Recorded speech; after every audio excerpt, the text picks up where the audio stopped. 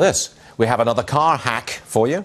First it was Jeep, then GM, Tesla, all of them hacked. Now hackers claim they can take control of Corvettes by using text messaging, turning on the windshield wipers, turning the steering wheel, interfering with the brakes. Brett Larson is here to explain it all. Yes. What's this?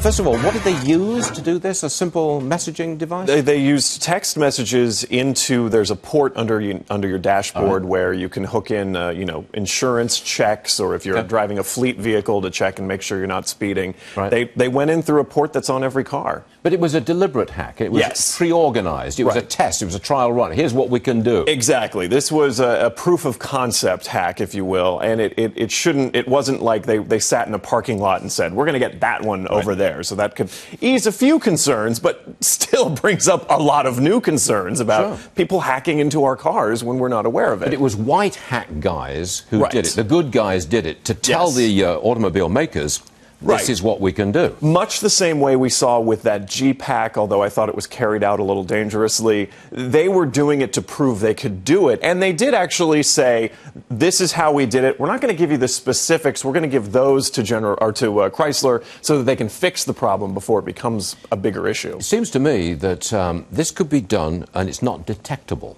Correct. Now, if I was malicious, a malicious hacker, I wanted to nail you, I could mess up your brakes as you're driving along. You could. And no one would know that it had happened because there's no trace of this hack. Right. You could probably I'm not a coder, but you could very easily write some sort of malicious software that would just delete itself once it's completed its task. I mean, we've seen issues with the OnStar system and with the Chrysler system. I'm not saying they're bad systems, but our cars are very connected now. They've got Wi-Fi networks in them. They've got onboard computers that keep track of everything, that make them more reliable.